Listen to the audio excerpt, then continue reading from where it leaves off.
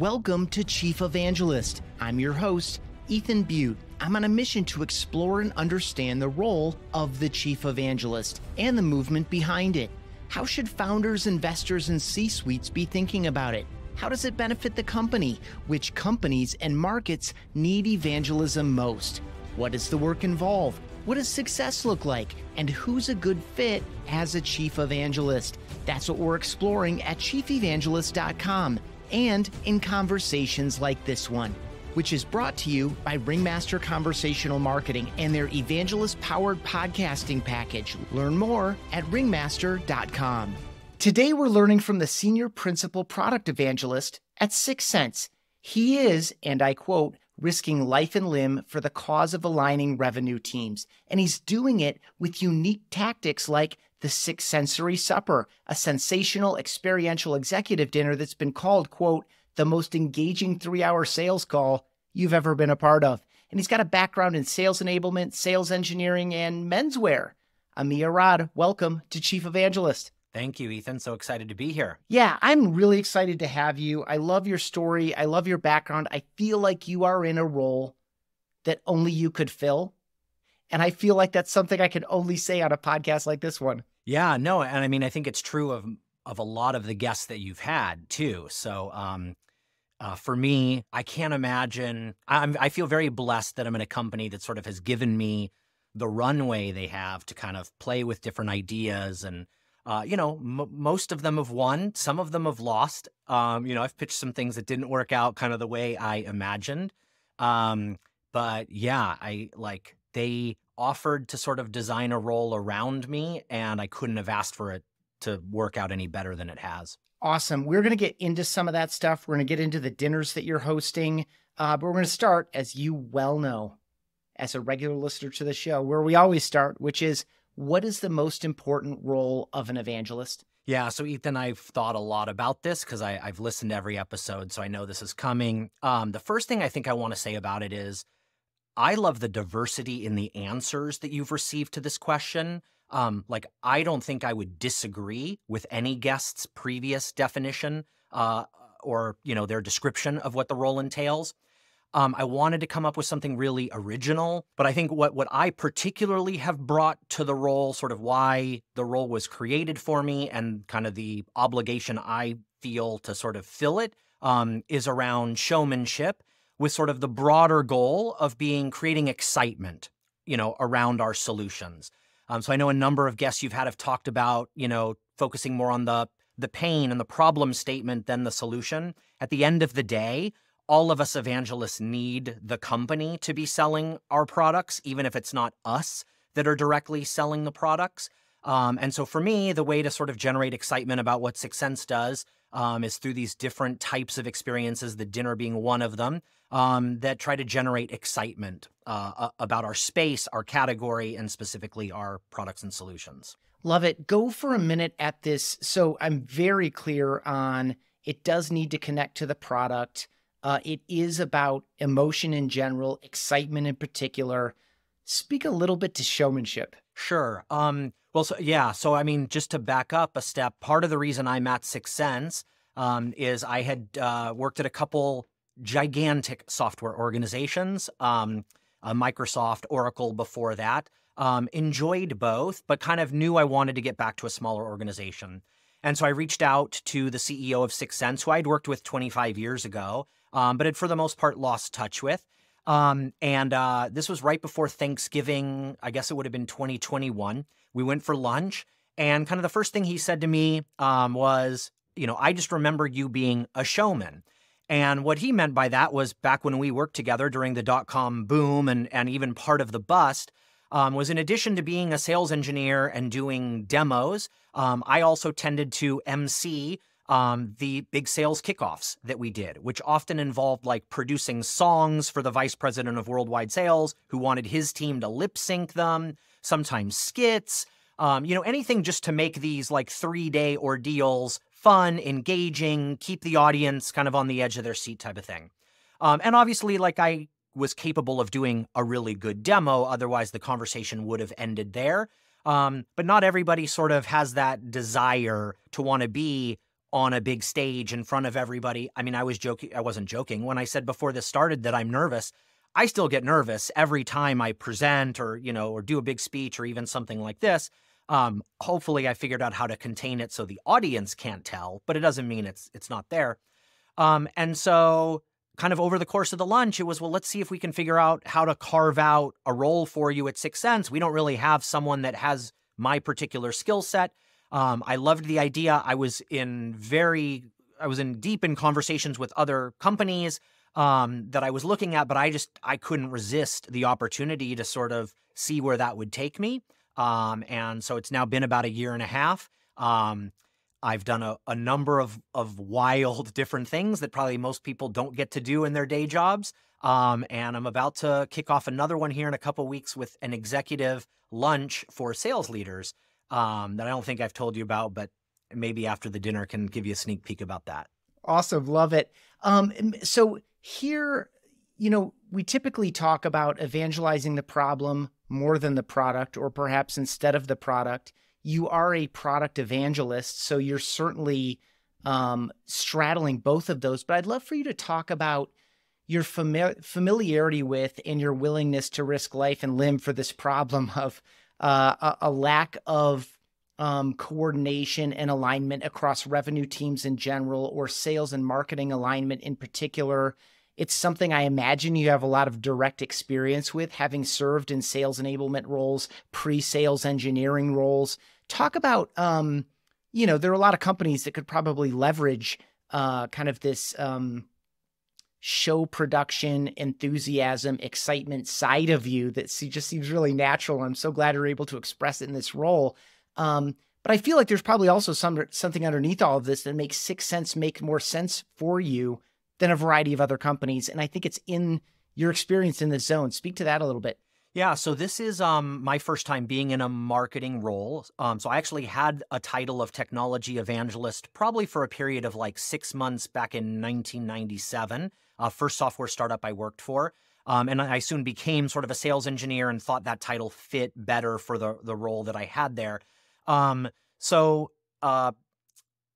I guess part of what's happened with 6sense and sort of the showmanship angle is my experience in sales was always that I couldn't tell you what marketing really did for me. Like, they were there, we knew they were doing a lot, but it was hard to sort of like as a seller, as a sales engineer, sort of point to pipeline that was generated. I mean, obviously we knew events they were doing. We might know ads they were running, trade shows we attended, stuff like that.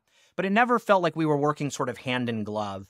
And so like, I don't think the cause I was sort of like born to fight for. But having come from the sales side exclusively prior to 6sense, I think has allowed me to speak to marketers in sort of a way that I can be a little bit more honest about the perceptions that salespeople have about marketing, which, by the way, most marketers know, and vice versa, right? So, sellers think, what does marketing do for us? They're just off doing arts and crafts. It's not, I can't point to the pipeline or the revenue they help me close. And meanwhile, marketing's complaints are, well, sales never follows up on the leads that we generate for them, they're lazy, they're golfing all the time, things like that. So I had experienced kind of that tension, never in a super negative light at any company that I'd been with, but definitely not one where I felt like they were on the same page. And that for me has been eye-opening at 6sense, in part because of what our software does. And obviously, like, we better be using our own software. But I have never been at a company where sales was rooting for marketing so much and marketing was rooting for sales so much, and the two teams are on a lot of calls together. And by the way, I'll include customer success as well. So really for us, it's about the revenue team, sales, marketing, and customer success. And so there is like a genuine passion for me that like every company should experience what I'm experiencing now for the first time in my career. Because every other stop that I've been at, I would say the relationship is sort of neutral, maybe slightly negative, but definitely nothing close to as positive as it is at 6sense. And actually, one of the things I'm going to do in this sales lunch that I'm rolling out is I'm going to ask everybody there to write down on a piece of rice paper using an edible marker to rank the relationship within their company between marketing and sales on a scale of 1 to 5.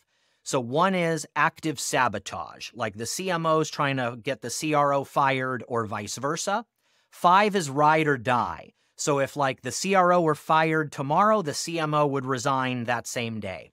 And then in the middle is fine, and you can guess where 2 and 4 are. And my promise to the attendees of the lunch is that I'm not going to share their answers with anybody. I'm not even going to keep their answers. I'm going to look at them during the lunch. And the reason they're written on rice paper and with edible markers is I put them in a coffee mug, which I'm then going to pour coffee into at the end of the lunch and basically drink all of their answers. So there's no, I'm not going to give the answers to our account team to use in our sales cycle. I'm not going to publish it as research. So I want their honest answers just for me anecdotally to know where companies are at. But then also gives me this opportunity to sort of add some showmanship. There's another surprise around the coffee that I don't want to spoil yet, but like I'm literally going to, it was the easiest way to eat their answers so they can know that the secret, will never leave the room. So good. I appreciate the tease to the experiential and sensational quality of what you're producing in terms of an event.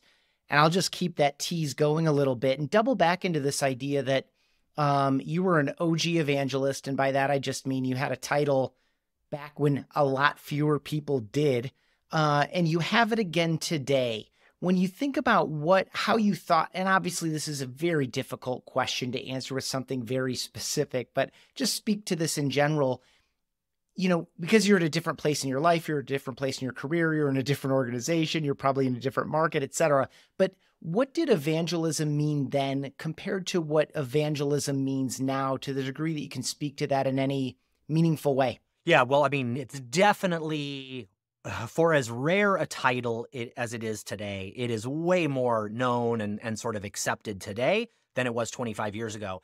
I think 25 years ago, the simple answer, I mean, back then, like it was pretty much only it had to be more than Guy Kawasaki, because I can't imagine I was the second evangelist, but there definitely weren't a lot of them. And I remember reading his book back then and, reading everything I could about him. I think the reason I got that role or that title at that time was I had done some things at a trade show to basically bring a lot of attention and enthusiasm to our booth.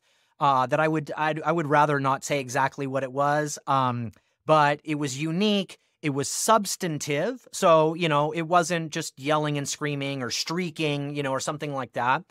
But it was kind of, no one would have thought at the time. I was probably 21, 22 years old. I was a political science major. So first time I looked at the internet ever was at a friend's computer to find out where I was going for the interview for this, what was really an internship at the time. And so they took me to this trade show in Chicago. I did this stuff, and basically they're like, and then I was getting ready to go back to school in the fall, and they said, no, we'd love to keep you. And they made me a full-time offer, and my title was technology evangelist. And I think at the time it was probably, this is someone with a lot of passion and enthusiasm, but who we don't really know has any technical chops. I didn't at that point. And so it sort of made sense then. And then I sort of learned quickly about the product, how it worked, things like that, and sort of evolved into a sales engineering role, which I loved. So fast forward to today, like I was a seller at Microsoft for 2 years. I liked it. I kind of took the role primarily because I had a couple mentors that felt that I should get some experience as like a bag-carrying, quota-carrying salesperson. Because even though I was a sales engineer with a quota, it's not the same. I don't think they're that much different, but they are a little bit different. And so I spent 2 years at Microsoft doing that, and I liked it, but I didn't love it. Like I missed the demoing and the presentations and things like that. And this dinner that we will get to actually started at Microsoft even before I did it with 6sense, but I'll explain that later. So again, when the CEO he just threw out this sort of like showman role, when it came to kind of the conversations with talent around the actual offer, it was actually our head of talent that said, hey, I was at Adobe and we had this evangelist role. What do you think about that? And I was like, oh my gosh, that sounds perfect. Remembered that I'd had that title before. So like, I don't even know that I would have thought of the title had it not been for the head of talent. And then, all your podcast has done is make me long for the title of chief evangelist. I am a product evangelist now, which I think fits kind of where I am. If I were the co-founder of the company or something like that, I probably would be the chief evangelist. I'm not. Certainly my aspiration at this point would be to be promoted, into a chief evangelist type role. But yeah, I mean, these days you don't have to do that much. You definitely have to explain to friends and family that aren't in tech, but people in tech, by and large, kind of have a sense for what the role's about. Yeah, absolutely. You can dodge this one or take it however you want, but I was recently talking with an executive who is implementing an evangelist role inside an organization. The person that he is looking to tap into this role is coming from sales. They're very well compensated. In general, I think people coming from sales, because of the way sales is comped, I mean, you don't have unlimited upside. It starts to cap out a little bit, but I think bringing an evangelist in from a development role, from a marketing role, from a post-sale role of some kind is probably easier from a comp perspective. Any thought, because you have carried quota, like for you, I assume, and you don't have to answer this if you don't want to. I assume you're probably not making as much as if you were carrying a bag, but I also assume that this is probably bringing you to life in a way that you're willing to make that trade-off because you're well enough compensated that it doesn't matter. You get to be more of yourself and to have a role that better fits who you are as a human being and as a professional. Like anything in there you want to throw some color or light on? Yeah, I mean, we could probably spend 50 minutes on it, just in general. I guess for me, so I mean, just to answer the question honestly, I'm making less than I made at Microsoft, but mainly because I hit my number at Microsoft. So if I hadn't, I might be at around the same place. Microsoft tends to pay better, the Microsoft's, Amazon, Google's, like those. My wife works for Google, so I get that the big companies can just pay more. I wanted to go somewhere smaller, and so I've traded some of the cash compensation for equity upside, and hopefully that'll pay off. Maybe it will, maybe it won't. I've experienced both. By the way, at the company I was at 25 years ago, Blue Martini Software, like we were a rocket ship. We were one of the last companies to go out, though, in mid-2020. So, I was a paper millionaire for about 3 months during the 6-month lockout. By the time the lockout ended 3 months later, I was, maybe it was a down payment on a house, which I was 24, 25 years old. So not bad. I was also naive enough to not sell at the lockout. So watched it continue to go down and down and down and down. A lot of folks, I think, that were older than I was were very bitter about the way all that kind of, shook out. For me, it was kind of like, it's not supposed to be that easy. I met some of the smartest people in my career. I mean, it's still, the memories from that experience, I cherish today. I still talk to a lot of folks from Blue Martini Software. But anyway, point being, like I went into this knowing I'm going to go from a large company with healthy cash compensation to a startup.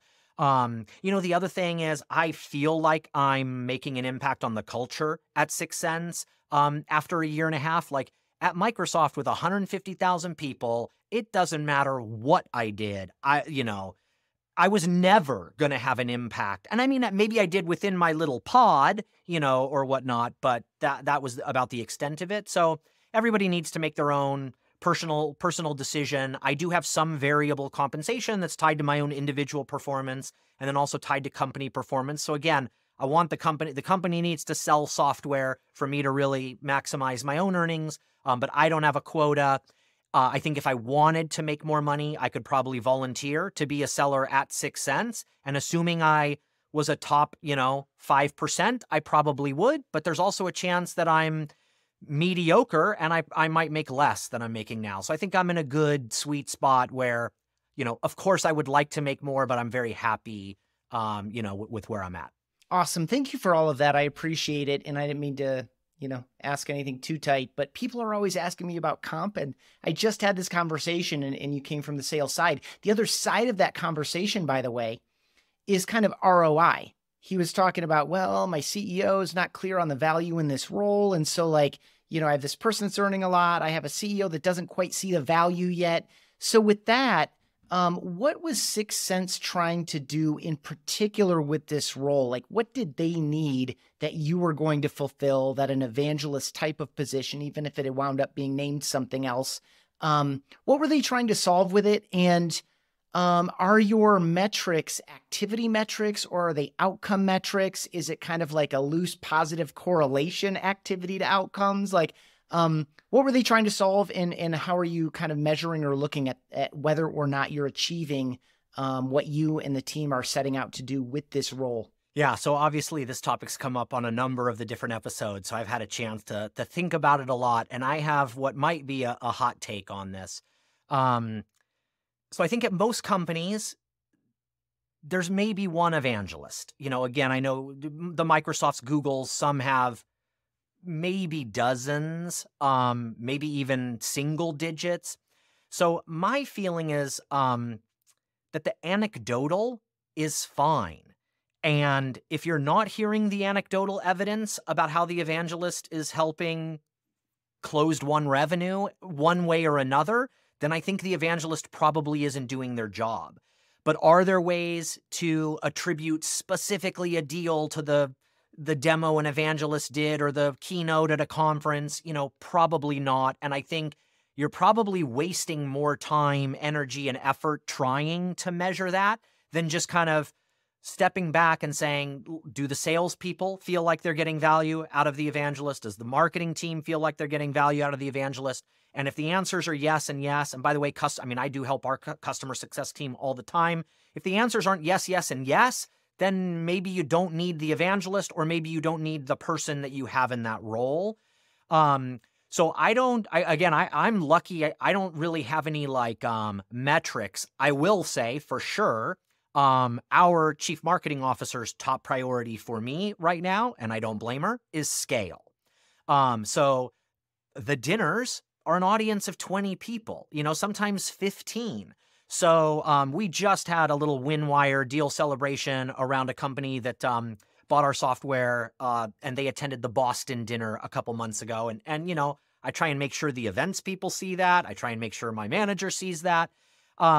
That's great. But it's 15 people, and not all 15 are probably going to end up buying. So right now, a thing that I'm working on is a whole bunch of videos, videos that'll be on our website, video that'll be on our community site, videos that'll go out into customer emails, kind of a whole back to basics series. So the idea is get my sort of product knowledge out to as many people as possible, as fast as possible. And scale, I think, is a big priority. And by the way, for me too, as much as I love doing the dinners, it's, they don't require my full-time attention anyway. Going back to the first question of what problem they were trying to solve, I think for me, I don't think there was a problem they were trying to solve. I think I was lucky, again, that the CEO, if I can be a little honest here, the CEO worked with me before. My interviews were with the CMO, the SVP of sales, and the chief customer officer. And, I don't know that any of them wanted me. And I think the CEO kind of said, someone's got to draw the short straw. And so the chief marketing officer did. It was kind of I don't know what I'm going to do with him. We knew kind of the first thing was going to be kind of overhaul our demo, our product demo. And then after that, I don't know that they knew. The dinner, no one asked me to do the dinner. Again, I'd done something like this at Microsoft with some success. And so I just kind of went off on my own and did it. And I'm very, most of the stuff I've done has worked out such that if I see a need, I just kind of go work on it. And sometimes I want it to be a surprise when it's done. The less people know that I'm working on it, the better. So I don't know that there was a problem that they were trying to solve. The other thing I should say about us uniquely is many of the evangelists you've had on are probably the primary faces of their companies, at least sort of from a presentation, keynote speaking perspective. I'm maybe third or fourth. So our chief marketing officer is probably the closest thing, is probably the face of our company, does a ton of keynote speaking, podcasts, things like that. We have a head of research, a former Forrester analyst, that, is probably second. Our senior vice president of revenue analytics, just because she's a former customer of ours, and sort of is probably the primary user internally of our own software, is frequent. She just did something for all of our customers last week. So I might be like the fourth face of the company. So I don't think they kind of needed that the way probably other companies, that might be what they're looking for in an evangelist role. So I'm trying to still kind of carve out my own niche of where I can, get in front of audiences and stuff like that. Hey, thanks for listening to Chief Evangelist. For so many reasons, podcasting is a great opportunity and channel for evangelism. If you've been thinking about a podcast or you want to shift production and promotion to a team that's especially evangelist friendly, check out ringmaster.com. Their Connect, Engage, Scale program is designed for evangelist-powered podcasting for software and tech companies in the growth stage. Again, you can learn more at ringmaster.com. They're also the team behind this podcast. Speaking of Chief Evangelist, let's get back to it. Really good. By the way, great job calling back to my layered questions, which is a habit of mine. Calling back like 2 minutes after a really good take. Okay, so we mentioned the dinner a couple of times. You mentioned its origin was it has some roots in a previous role. In this context at 6sense with this 6sensory supper, how many have you done? What is the same now as the first time you did it? Like, what is the kind of foundational philosophy or practice around it? And maybe what are a couple evolutions that have happened as you've iterated on it? Yeah, so I think I've done roughly 9 with 2 more on the calendar. So Seattle and Toronto next. I'll probably do 1 or 2 around Salesforce Dreamforce. When it comes to San Francisco, I hope I'll do one at our big customer conference. At some point, it'll probably get long in the tooth. I don't think it's there yet. We still haven't, I'm hoping to come to Denver at some point, Southern California, Atlanta, bunch of big cities we have. A lot of them we've done, New York, Boston, San Francisco, Chicago, etc. The basic premise, I would say, so again, the company's name is 6sense.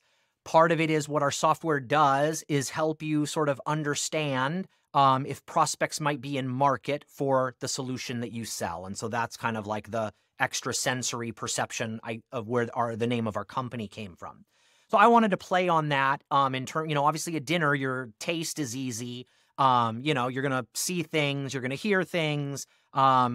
You're going to touch your food, although what I do with touch is different. Hearing, there's conversation, although what I do with that is different. So I wanted to play with that and sort of come up with a dinner experience that would stimulate all 6 of your senses.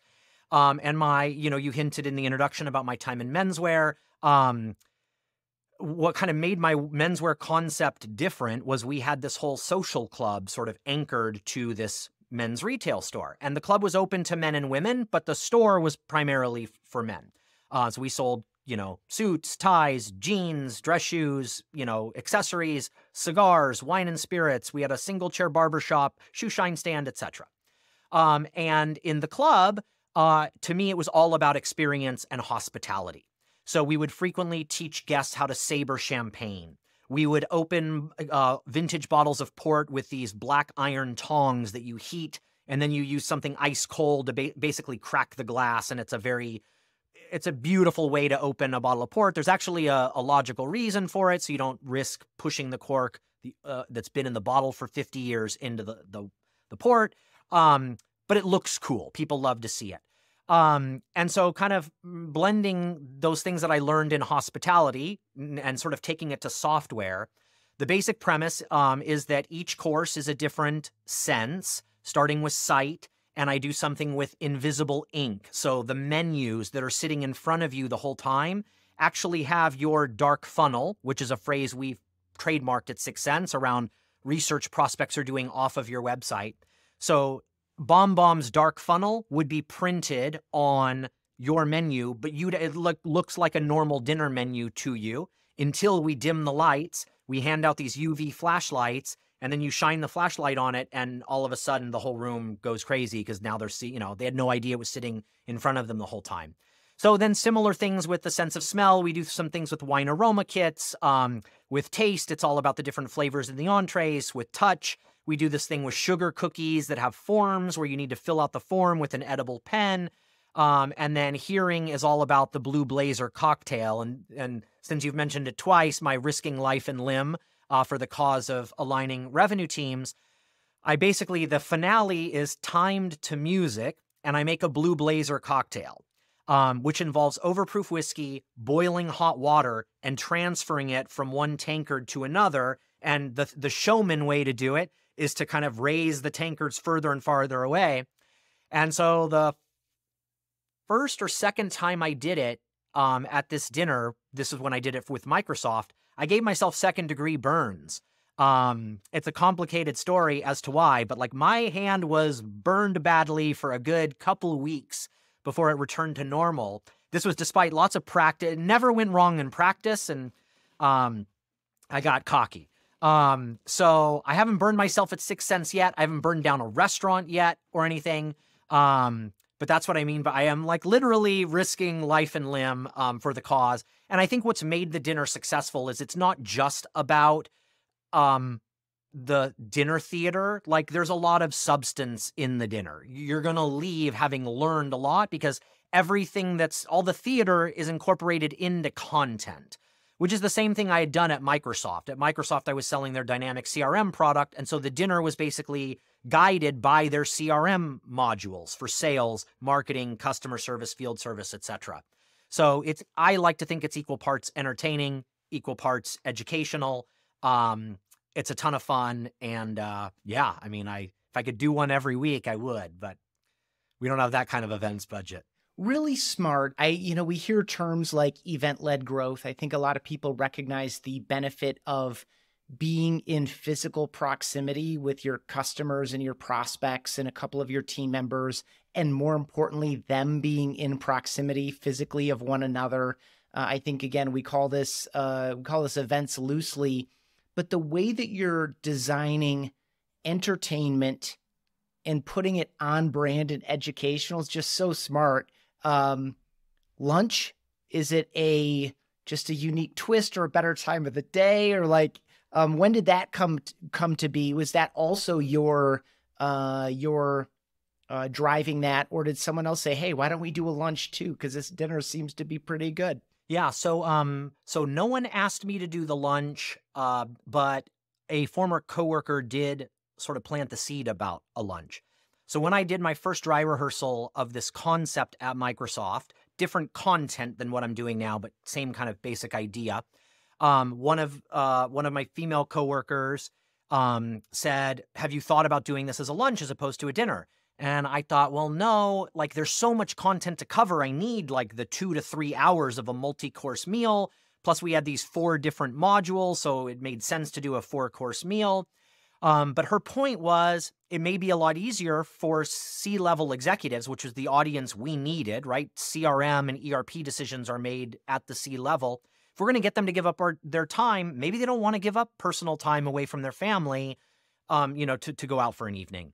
And I thought that made a lot of sense. I'd probably just had my son at that point. So I was like, yeah, I hadn't thought of that. Is there a way we could I would want to redo the concept differently to fit into like a 60 or 90-minute lunch, but that sort of planted the seed. At 6sense, I think the other thing that happened is we've always had this kind of product primarily for marketers. And in March, we introduced this new product that we can sell directly to sales. So before, we've always had a sales-focused module, but you had to buy the marketing platform to be able to use it. Now, a sales team can just buy this sales product without having to get marketing involved if they don't want to. Again, always better if you can align sales and marketing. But if that's not in the cards for whatever reason, you could buy the sales product.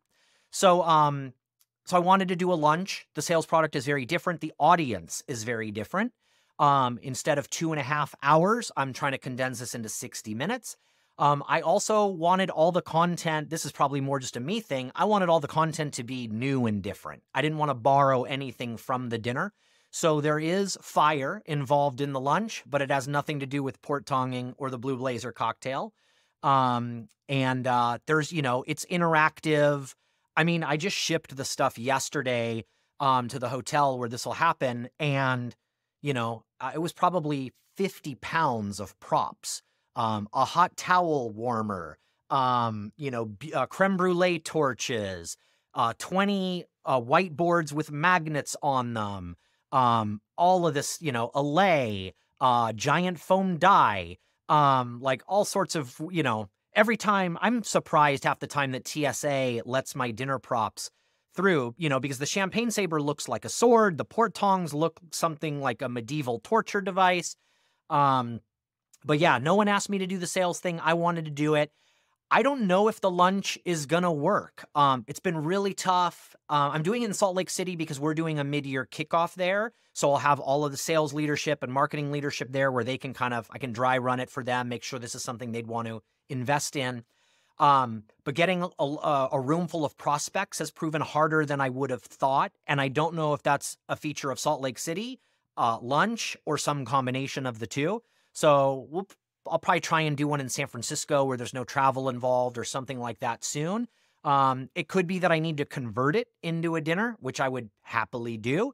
But then I got to convince the wife that being gone 4 nights in a week to do the sales dinner one night and the marketing dinner another night, I don't know what I'm gonna have to do to get the green light for that. So. Yeah, I was with you on TSA, by the way. As soon as you said creme brulee torches, I'm like, how? Like, what I can only imagine the mental leaps that people are making as they see this combination. It's kind of like being in line at a store like a Walmart where they sell literally all manner of things, and you're in line behind someone. You're like, how did these 6 things wind up in one purchase? How did this 50 pounds of stuff wind up at this? Yeah, the first couple times I traveled, I wrote a note. Actually, the first time I didn't know TSA, I just assumed checked baggage. They're probably not that concerned. Maybe there's an X-ray or something. They open it up and they leave a note like with initials. So after that first one-way trip, first leg of a trip, I wrote a note in there and was like, "Dear TSA person, this is all props for a dinner. None of these are wet," which probably makes it more suspicious than if I just said nothing. But I don't, the port tongs I bought from Portugal, I'd love to not have to buy them again, because a TSA agent, can't figure out what they're for, and who could blame them? So. Love it. So you got some events. They're very unique. They are sensational. They're on brand. They're educational. You're doing more scaled content, primarily through video is what I heard. You mentioned also that you're very engaged with your customer success team. Share a little bit about, and that this comes up from time to time, share a little bit about ways that an account executive or an account manager or a CSM can engage you. Is it a formal process? Is it informal? Does someone just Slack you or email you and you say, like, yeah, I can make some time for that next week? Like, talk about that process. What are you doing directly on accounts, either pre-sale or post-sale, and how formal is the engagement around that? Yeah, I'd say, so for now, I'd say it's ad hoc and fine. I mean, if anything, I wish more people, would ask for my help more often. When we did our yearly reviews at the end of our fiscal a few months ago, my manager's big concern was, I'm going to get asked to do a lot of things. Like, nobody knew who I was a year and a half ago. Again, even 9 months in, I probably wasn't that visible sort of internally and externally yet. And so it wasn't a problem.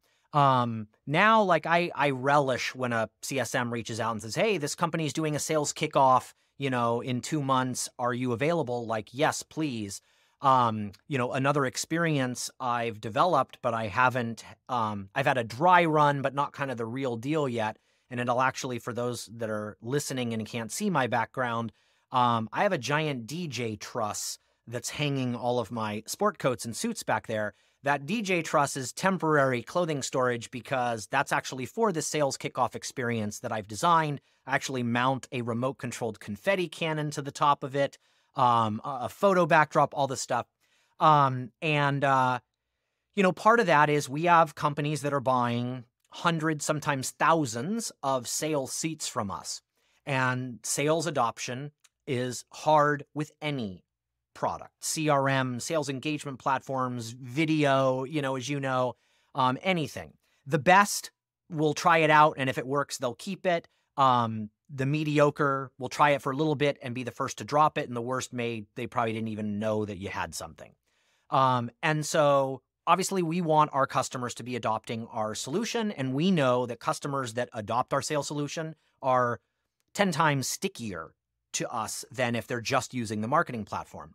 So I developed the sales kickoff experience, And I've done one dry run at a customer. I sort of rolled it out to the entire revenue team. It happened on a day that the entire customer success organization had to attend some technical training. So, I put in the Slack channel, watch my 5 minutes here about, I don't know how many watched it. My guess is maybe a dozen, 2 dozen. So at some point I kind of need to re-educate about that. But we can train them over Zoom, or we can do what I want to do, which will be the most memorable, entertaining, educational, and I also hope, by the way, viral. So part of what I've designed into the experience is that some of the sellers or managers or whomever will find it so compelling that they take a picture or a video and they share that on LinkedIn or Twitter, or Instagram, Facebook, what have you. So I can't tell you whether that's going to happen, whether I've accomplished that or not yet. I hope to in the next couple months, but I'm ready. So awesome. For folks who are listening and not watching, we do put everything up at youtube.com/ it's the @ symbol, @Chief Evangelist.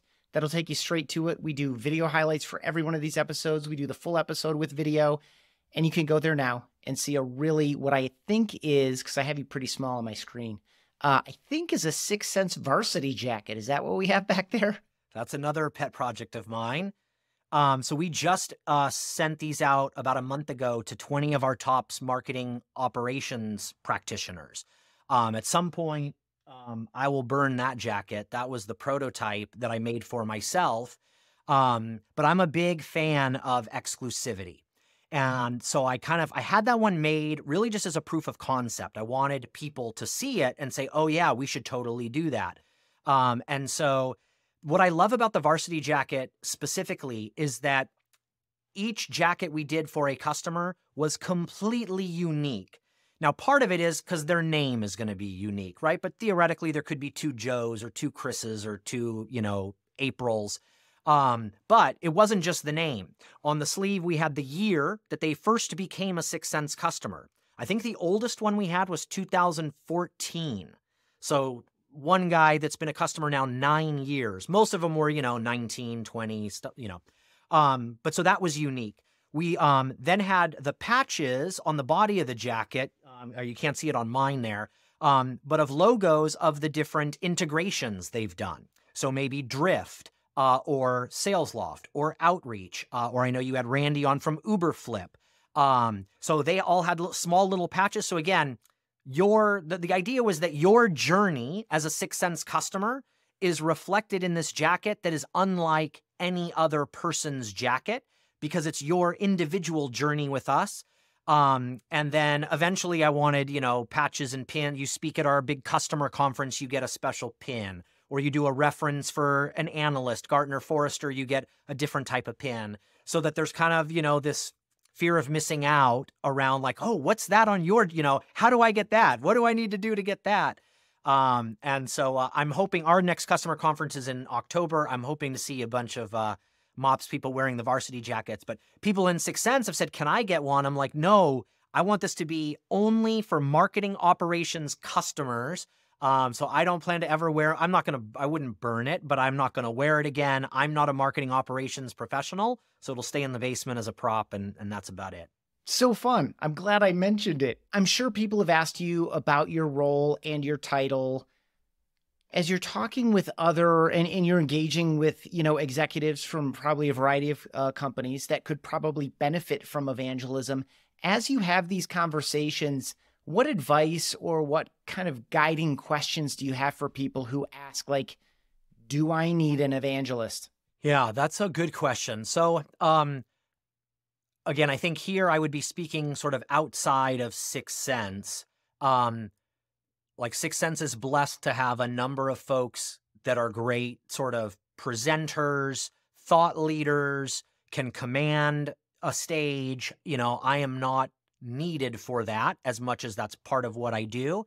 So I definitely think, if there's a company, let's say with a technical founder, which is not that uncommon, they're going to inherently, they're going to do well in front of a lot of audiences just because their knowledge of the space, their technical chops, that's going to get them a long way. But sometimes you want passion, charisma, joke telling, or levity, maybe, things like that.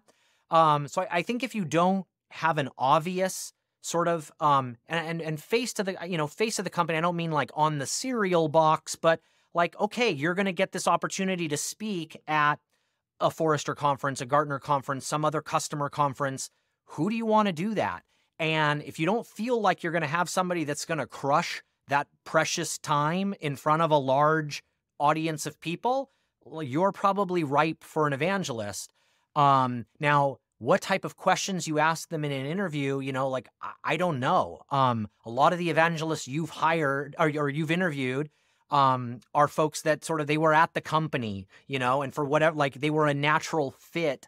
I think specifically some of the folks you've had are not like the fiery or joke teller types, but they just ooze gravitas, like you can tell from their experience, you're still hanging on every word, even though the style might be kind of sober, but it's just extremely credible, and they're obviously knowledgeable about it. If you can't easily name that person, you hire it, and then how you find it, I don't know. I mean, I think in some cases, I think it's hard to like open a job rec for it. I think it's more you find the person that you want for it, and then you make the role for, you don't need an evangelist till you find the person you want, and then you go get them.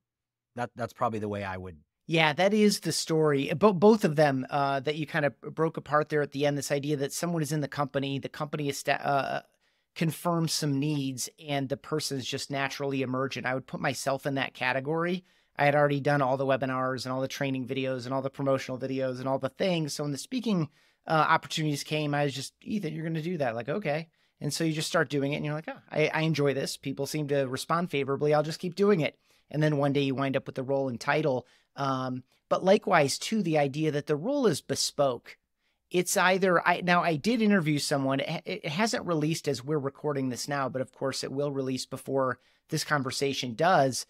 With Chris Cochran, he went and took an evangelist role at a company that was looking for an evangelist for almost 2 years, and they were just trying to find the right person. So that is the much rarer side of like, you need the right person. It is this unique combination of skills and things. This one's coming, and I think you probably have something prepared for it. I can't wait to see what it is, or hear what it is. What is something that you find yourself evangelizing in your own personal life, or that someone close to you has accused you of evangelizing? Yeah. So, again, for those that are listening and not watching, I'm in a coat and tie, because I like to evangelize dressing for work. More so, I would say dress for every occasion. That's like my style. I was just at Forrester Summit in Austin a couple weeks ago, and I wore my cowboy boots for the second time in my life. And the first time I wore them was in Austin a year before. Like, I didn't own cowboy boots till I went to Austin, and I said, if I'm going to be in Austin, I should probably buy some cowboy boots. I did, and now I literally have probably worn them 3 days in the year and a half I've owned them. But so for me, I feel more productive when I put on my work clothes and I'm dressed for the day. It's a losing cause. I realize that it was a losing cause before the pandemic. Work from home has just kind of, now it's even harder. I don't criticize what anybody else wears.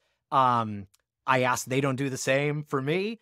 But I like to dress up, especially if I'm meeting with prospects or customers. Like most folks at 6sense probably haven't seen me in like a polo shirt or something like, even when I was at trade shows, everybody's wearing the company t-shirts. I'm in a coat and tie.